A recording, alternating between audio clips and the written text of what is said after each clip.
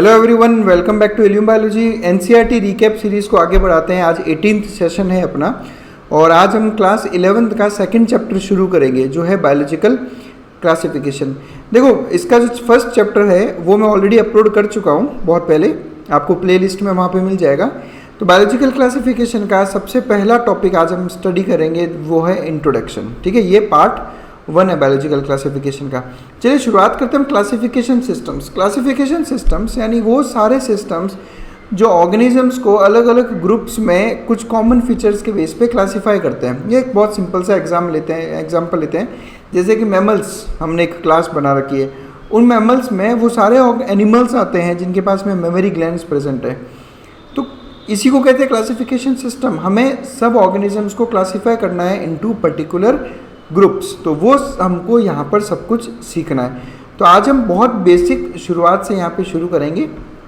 देखो, अब हम सबसे पहले सिस्टम्स देखेंगे कि कौन कौन से पहले इतिहास में किन किन लोगों ने कोशिश की थी क्लासिफिकेशन सिस्टम्स बनाने की, और आज हम लोग किस सिस्टम को फॉलो करते हैं। देखो, सबसे पहले इसकी शुरुआत की थी एरिस्टोटल ने। एरिस्टोटल ने सिंपली सबसे पहले 2 ग्रुप्स बना दिए, प्लांट्स और एनिमल्स। हमें इस हिस्ट्री में इससे पहले का कोई क्लासिफिकेशन सिस्टम देखने को नहीं मिलता। उन्होंने बेसिकली 2 ग्रुप बना दिए, एक प्लांट्स और एक एनिमल्स। प्लांट्स में उन्होंने सिंपल मॉर्फोलॉजी यानी एक्सटर्नल अपीयरेंस के बेस पे प्लांट्स को डिवाइड कर दिया 3 अलग अलग ग्रुप्स में। जो छोटे छोटे प्लांट्स थे उनको उन्होंने बोल दिया हर्ब्स, फिर जो झाड़ियों जैसे थोड़े हाइट में थे उनको बोल दिया श्रब्स, और जो बहुत बड़े बड़े प्लांट्स थे उनको बोल दिया ट्रीज। तो बहुत बेसिक सिस्टम जो आप आज अभी बहुत अपनी प्राइमरी क्लासेस में सीखते हो, हर्ब्स, श्रब्स और ट्रीज, ये सिस्टम एरिस्टोटल ने बनाया था। फिर उन्होंने एनिमल्स को भी कुछ इसी तरह से क्लासीफाई किया था। उन्होंने एनिमल्स को बेसिक 2 पार्ट में डिवाइड कर दिया, वो एनिमल्स जिनके पास रेड ब्लड प्रेजेंट है और वो एनिमल्स जिनके पास रेड ब्लड प्रेजेंट नहीं है। बहुत सिंपल सा एक क्लासिफिकेशन सिस्टम ये एरिस्टोटल का था, बट ये काफ़ी नहीं था। क्यों? क्योंकि इसमें बहुत सारे ऑर्गेनिजम्स जिनका आपस में कोई रिलेशन ही नहीं, उनको डिस्ट्रीब्यूट किया गया। अब एनिमल्स विद रेड ब्लड, इसमें बहुत सारे अलग अलग एनिमल्स हैं। एनिमल्स विदाउट रेड ब्लड, इनमें भी बहुत सारे अलग अलग एनिमल्स हैं जिनका आपस में कोई रिलेशन नहीं है, बट फिर भी उनको एक ही ग्रुप में रखा गया था। बट ये केवल एक शुरुआत थी। शुरुआत धीमे धीमे बढ़ी और फिर नेक्स्ट कैरोलस लिनियस, इन्होंने क्या किया, एक 2 किंगडम क्लासिफिकेशन बनाया। 2 किंगडम क्लासिफिकेशन के बेस पे उन्होंने सभी ऑर्गेनिजम्स को 2 अलग अलग किंगडम्स में डिवाइड कर दिया, एक किंगडम प्लांटी, एक किंगडम एनिमेलिया। उन्होंने क्या किया, बेसिकली इनका जो आइडिया था वो ये था कि वो सारे ऑर्गेनिजम्स जिनके पास सेल वॉल प्रेजेंट है उन सबको प्लांट्स में डाल दिया, और वो जिनके पास सेल वॉल्स प्रेजेंट नहीं है उनको एनिमल्स में डाल दिया। अब प्लांट सेल और एनिमल सेल का सबसे बेसिक डिफरेंस भी ये होता है ना कि प्लांट सेल में सेल वॉल होता है और एनिमल सेल में सेल वॉल नहीं होता। तो एक बहुत सिंपल सा इन्होंने एक सिस्टम तैयार कर दिया। अब केवल सेल वॉल के बेस पे बात की जाए तो फिर लीनियस ने बैक्टीरिया, फंगाई और जितने भी एल्गी थे उन सबको प्लांट्स में डाल दिया। समझो मेरी बात, जबकि इन तीनों का आपस में कोई खास जो है रिलेशन है नहीं, बैक्टीरिया, फंगाई और एल्गी का, ठीक है, लेकिन इन सबको प्लांट किंगडम में इन्होंने डाल दिया था।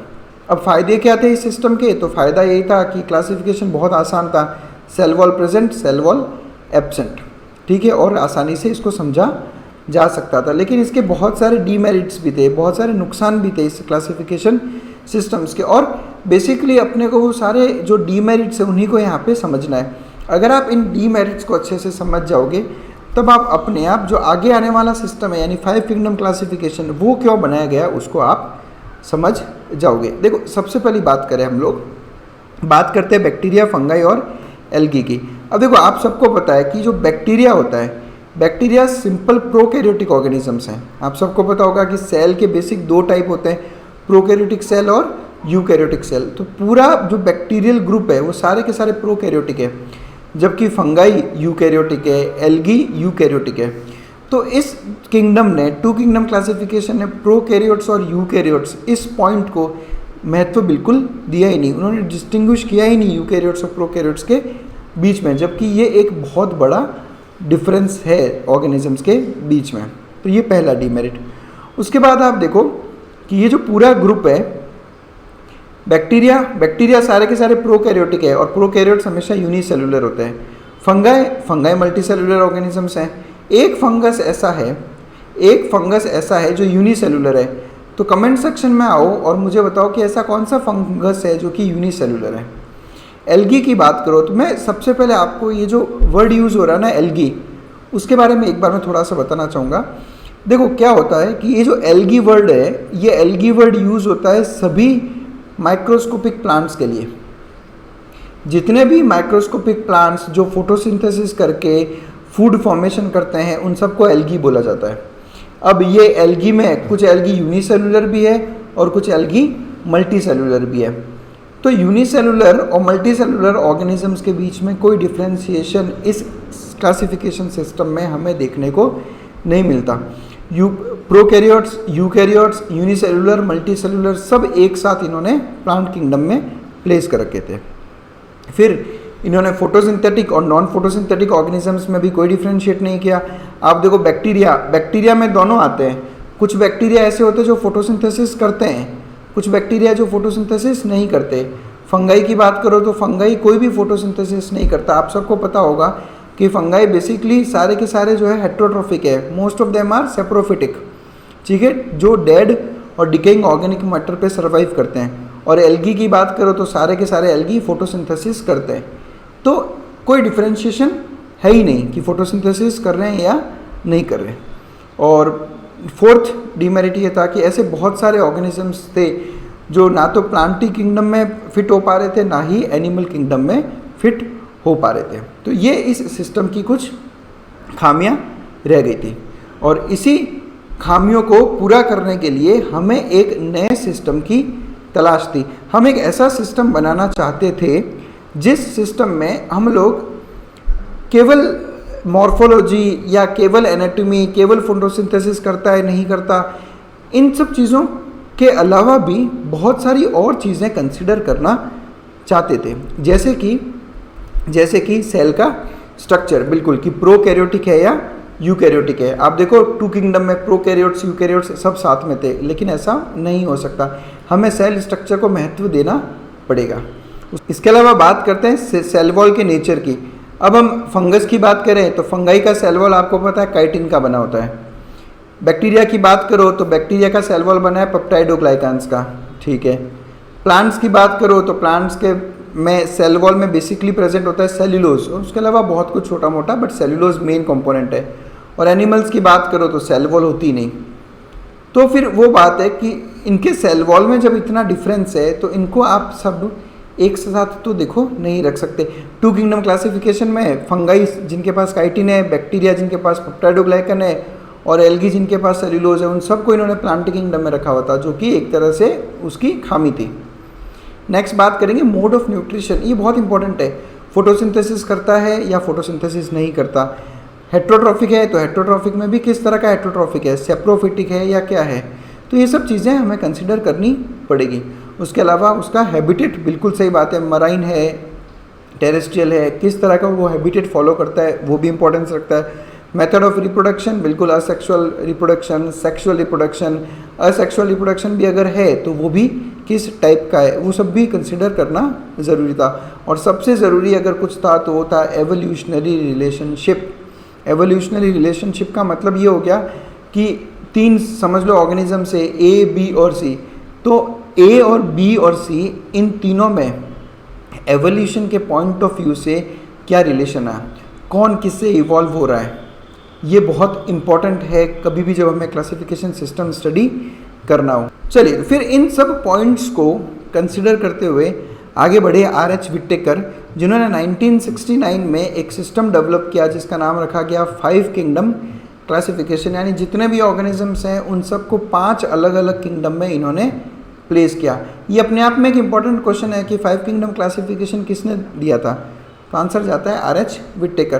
तो जितने भी पॉइंट्स हमने थोड़ी देर पहले डिस्कस किए वो सब सारे पॉइंट्स आर.एच. विटेकर ने अपने क्लासिफिकेशन में कंसिडर किए थे। क्राइटेरिया क्या था, तो इन्होंने बिल्कुल सेल स्ट्रक्चर को महत्व दिया, प्रोकैरियोटिक है यूकैरियोटिक। उन्होंने सबसे इम्पॉर्टेंट महत्व दिया उनके बॉडी ऑर्गेनाइजेशन को।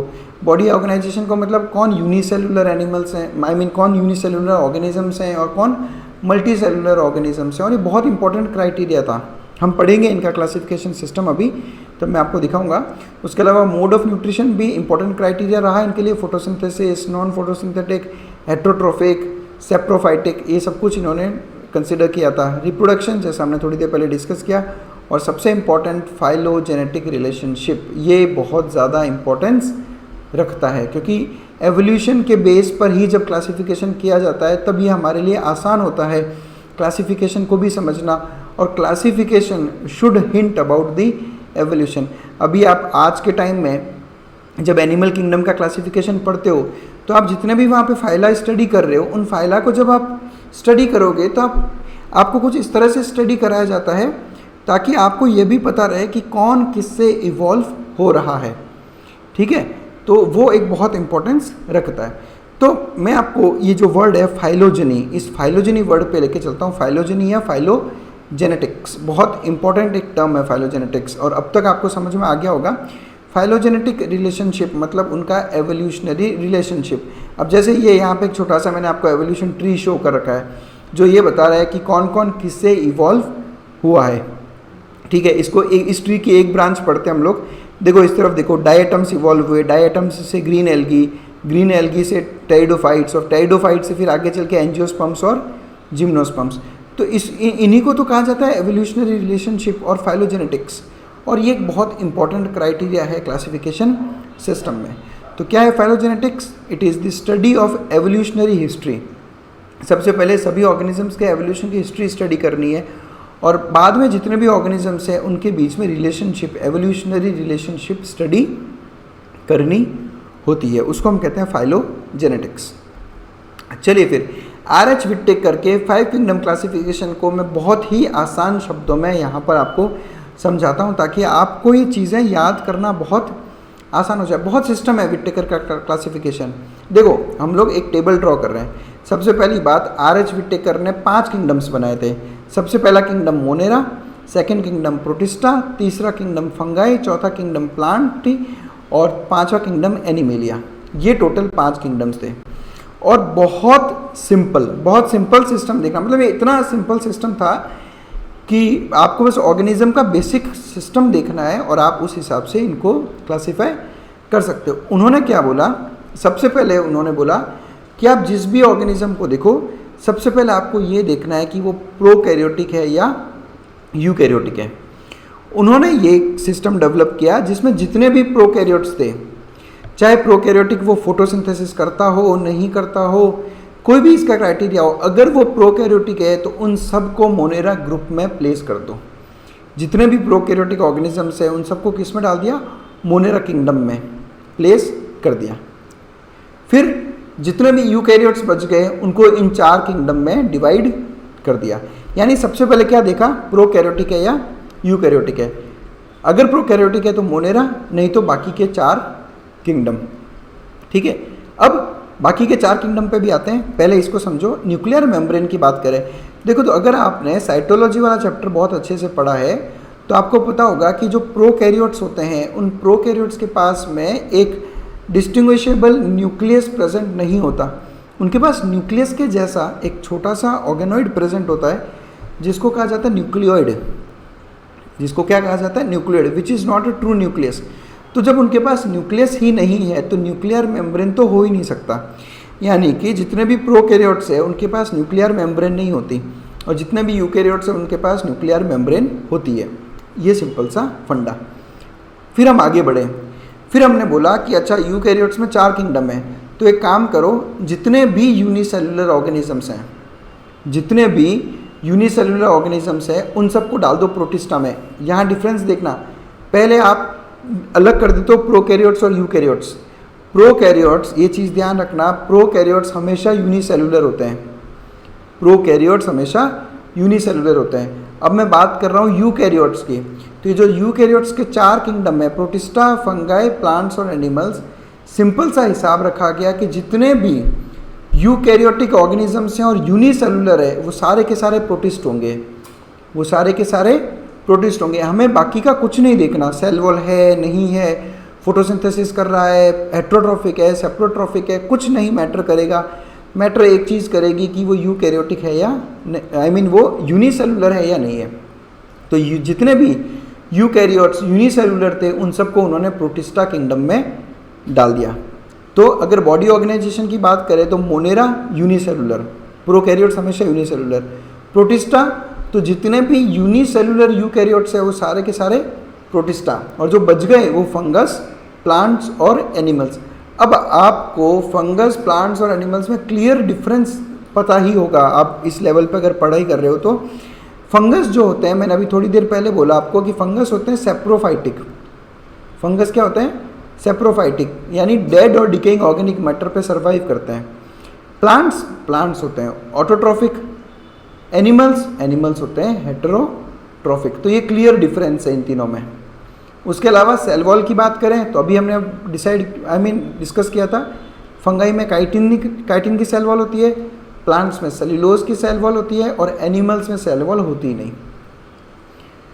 तो समझिए आप, जितने भी प्रोकैरियोट्स हैं मोनेरा, फिर बच गए यूकैरियोट्स।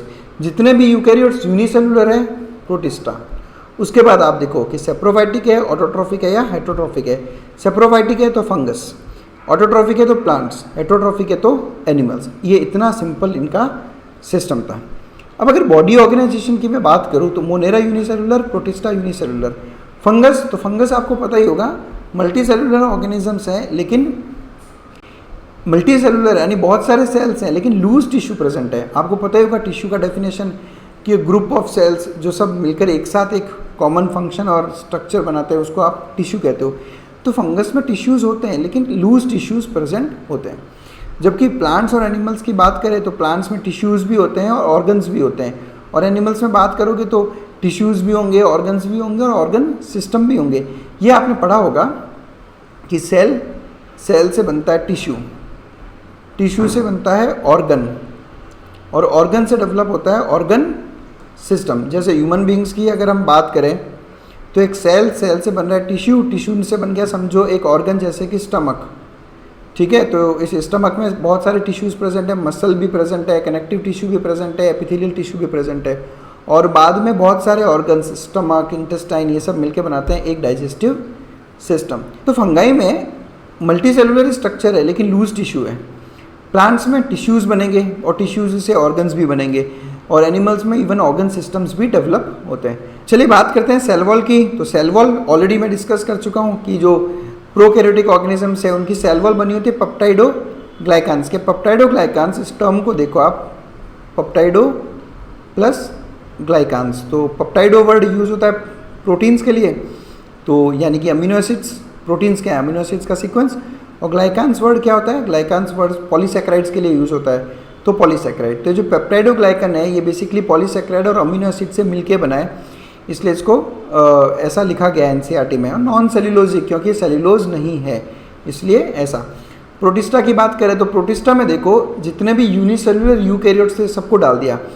अब प्रोटिस्टा में कुछ ऑर्गेनिजम्स हैं जिनके पास सेल वॉल है, कुछ किसी के पास सेल वॉल नहीं है। वो एग्जाम्पल्स हम अभी थोड़ी देर में लेंगे। तो प्रोटिस्टा में सब में सेल वॉल नहीं होती। फंगाई तो काइटिन की सेल वॉल होती है, प्लांट्स में सेल्यूलोजिक सेल वॉल होती है, और एनिमल्स में सेल वॉल होती ही नहीं। नेक्स्ट बात करते हैं मोड ऑफ न्यूट्रिशन। तो बैक्टीरिया, आप सबको पता है कि बैक्टीरिया, कुछ बैक्टीरिया होते हैं जो ऑटोट्रॉफिक होते हैं यानी खुद का फूड सिंथेसिस करते हैं। अब फूड सिंथेसिस यानी ऑटोट्रॉफिक ऑर्गेनिजम्स दो तरह के होते हैं, एक होते हैं कीमोसिंथेटिक ऑर्गेनिजम्स, एक होते हैं फोटोसिंथेटिक ऑर्गेनिजम्स। फ़र्क क्या है कि फोटोसिंथेटिक ऑर्गेनिजम्स फोटोसिंथेसिस करते हैं यानी लाइट एनर्जी यूज़ करके फूड का फॉर्मेशन करते हैं, जबकि कीमोसिंथेटिक ऑर्गेनिजम्स लाइट एनर्जी नहीं यूज़ करते।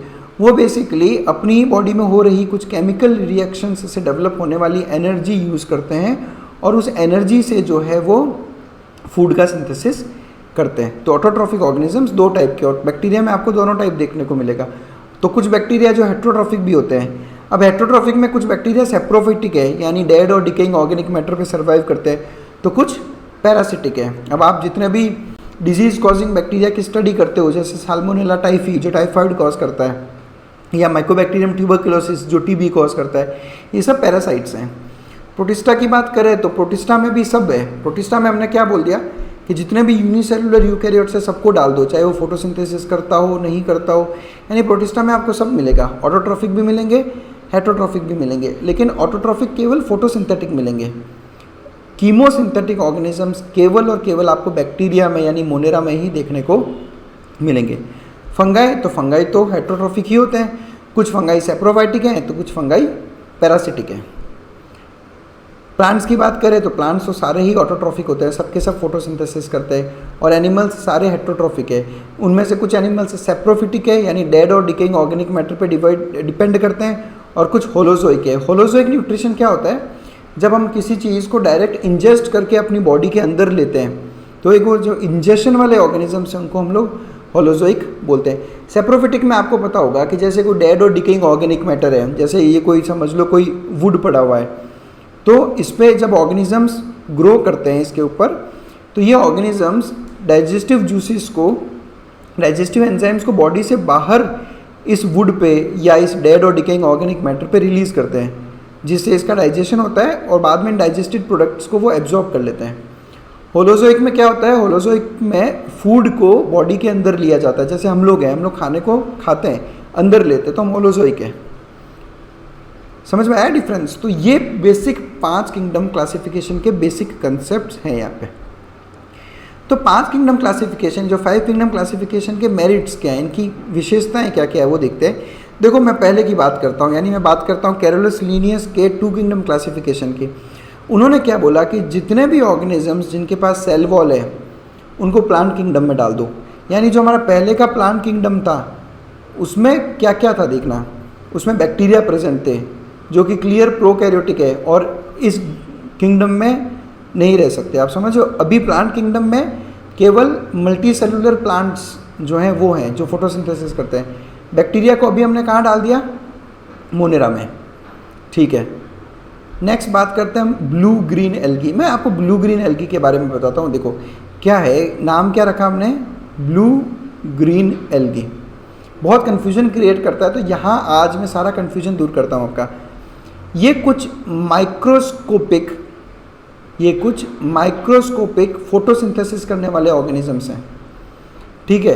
इनके पास पिगमेंट्स होते हैं ब्लू और ग्रीन कलर के, इसलिए इनको ब्लू ग्रीन एल्गी नाम दिया गया। हमने जब चैप्टर शुरू हुआ तो आपको क्या बोला कि एल्गी किसको बोला गया जाता था, एल्गी बोला जाता है उन सभी ऑर्गेनिजम्स को जो माइक्रोस्कोपिक और फोटोसिंथेसिस करते हो। तो इन ऑर्गेनिजम्स को भी हमने एल्गी बोल दिया और इनके पिगमेंट्स के हिसाब से इनका नाम रख दिया ब्लू ग्रीन एल्गी। फिर हम जैसे जैसे हमारी स्टडी आगे बढ़ती गई, जैसे जैसे हमारी स्टडी का एवोल्यूशन हुआ, हमें ये समझ में आया कि ब्लू ग्रीन एल्गी एक प्रोकैरियोटिक ऑर्गेनिज्म है। ब्लू ग्रीन एल्गी एक प्रोकैरियोटिक ऑर्गेनिज्म है, और क्योंकि ये एक प्रोकैरियोटिक ऑर्गेनिज्म है तो यानी कि इसको बैक्टीरिया वाली क्लास में रखा जाए, यानी कि मोनेरा में रखा जाए इसको। इसलिए हमेशा के लिए कन्फ्यूजन दूर हो जाए, इसलिए हमने इसका नाम चेंज कर दिया और हमने इसका नाम रख दिया साइनोबैक्टीरिया। क्या नाम रख दिया, साइनोबैक्टीरिया। यानी ऐसे बैक्टीरिया जो साइनो का मतलब होता है ब्लू कलर के बैक्टीरिया जो फोटोसिंथेसिस करते हैं उनको हम कहते हैं साइनोबैक्टीरिया। तो आप समझ गए, ब्लू ग्रीन एल्गी का ही नया नाम है साइनोबैक्टीरिया। वो इसलिए ताकि हम किसी भी तरह के कन्फ्यूजन में नहीं रहें और बैक्टीरिया नाम सुनते ही हम उनको सीधा सीधा डाल दें मोनेरा किंगडम में।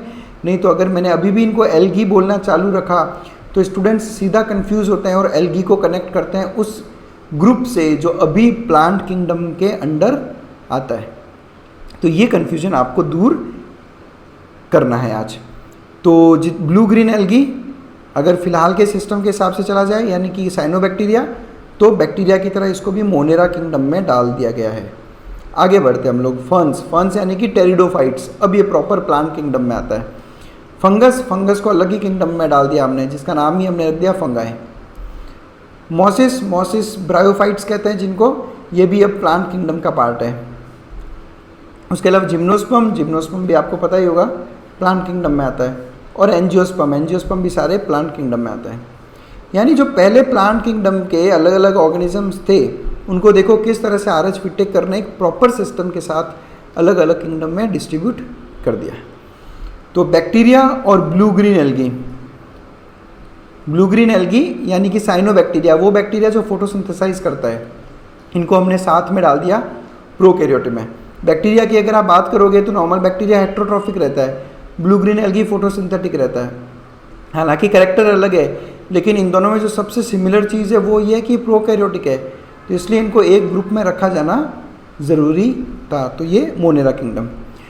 टू किंगडम क्लासिफिकेशन में जैसे हमने उस वक्त डीमेरिट में पढ़ा कि यूनिसेल्युलर और मल्टी सेल्युलर ऑर्गेनिजम्स को एक साथ रखा गया, जबकि अपने को ऐसा नहीं करना है। अब एग्जाम्पल देखें, मैं एक एग्जाम्पल लेता हूँ। ये दो एल्गी है, देखो, क्लैमाइडोमोनास और स्पाइरोगेरा। अब जब मैं वर्ड यूज़ कर रहा हूँ एल्गी, तो मैं वो प्लांट किंगडम वाले एल्गी की बात नहीं कर रहा। एल्गी मतलब वही माइक्रोस्कोपिक फोटोसिंथेटिक ऑर्गेनिजम्स। अब जब हम फर्दर स्टडी किए तो हमें पता चला कि क्लैमाइडोमोनास यूनिसेल्युलर है और स्पाइरोगायरा मल्टी सेल्युलर है। दोनों ही फोटोसिंथेसिस करते हैं, दोनों में ही सेल वॉल प्रेजेंट है। क्लैमाइडोमोनास यूनिसेल्युलर है, स्पाइरोगायरा मल्टी सेल्युलर है। तो दोनों में सेल वॉल प्रेजेंट थी, तो दोनों को ही पहले प्लांट किंगडम में डाल दिया जब टू किंगडम क्लासिफिकेशन था। लेकिन जब विटेकर वाला सिस्टम आया तो विटेकर ने क्लियर बोला था कि क्लैमाइडोमोनास यूकैरियोटिक है और यूनिसेल्युलर है, तो हमें इसे रखना होगा प्रोटिस्टा किंगडम में। और spirogyra multicellular photosynthetic cellulosic cell wall वाला है, तो इसको रखना होगा आपको प्लांट किंगडम में। तो आपको ये चीज़ ध्यान रखनी है कि प्रोटिस्टा किंगडम में आते हैं यूनिसेल्युलर एल्गी। इनफैक्ट अब जब मैं बोल रहा हूँ एल्गी, इसको समझना अच्छे से और समझ लेना इस चीज़ को यहीं पे। एल्गी यानी माइक्रोस्कोपिक फोटोसिंथेटिक ऑर्गेनिजम्स। अब मैं जो एल्गी की पुरानी डेफिनेशन थी माइक्रोस्कोपिक फोटोसिंथेटिक ऑर्गेनिजम्स के हिसाब से बात करूँ, तो एल्गी आपको मोनेरा किंगडम में भी देखने को मिलेगा। बिल्कुल, कौन? साइनोबैक्टीरिया। मैं पुराने सिस्टम के हिसाब से अगर चलूँ तो साइनोबैक्टीरिया यानी ब्लू ग्रीन एल्गी, तो ये भी एल्गी हो गया। प्रोटिस्टा में भी एल्गी है, प्रोटिस्टा में भी एल्गी है। जितनी भी यूनिसेल्युलर एल्गी है वो सब प्रोटिस्टा में है, और जितनी भी मल्टी सेल्युलर एल्गी है वो सब प्लांट्स में है। लेकिन आज से जब आप वर्ड यूज़ करोगे एल्गी, तो पुराने ख्यालात के हिसाब से नहीं, प्लांट किंगडम में आज के टाइम में एक ग्रुप है जिसका नाम है एल्गी। पढ़ेंगे हम लोग प्लांट किंगडम में, उसमें हम आपको पढ़ाएंगे एल्गी के बारे में, थैलोफाइटा जब हम स्टडी करेंगे। तो जब हम आज से बोलेंगे एल्गी, तो हम कौन से एल्गी की बात कर रहे हैं? वो जो प्लांट किंगडम में आती है, यानी मल्टी सेल्युलर और यूकैरियोटिक। प्रोटिस्टा वाली को एल्गी नहीं बोलोगे और मोनेरा वाली को एल्गी नहीं बोलोगे। आई होप आपको ये कंसेप्ट समझ में आया होगा, और जितने कन्फ्यूजन्स तक आप लोगों के माइंड में थे algae, cyanobacteria, blue green algae को लेके, वो क्लियर हुए। चलिए फिर आगे बढ़ते हैं हम लोग और इनके मेरिट्स देख लेते हैं। देखो, फंगाई और प्लांट्स को आप कंपेयर करो। पहले हमने किस में रखा हुआ था? प्लांट किंगडम में। Fungi saprophytic, plants autotrophic. दोनों को कैसे प्लांट किंगडम में रख सकते हो आप? फंगाई काइटिन की सेल वॉल, प्लांट्स सेल्यूलोज की सेल वॉल।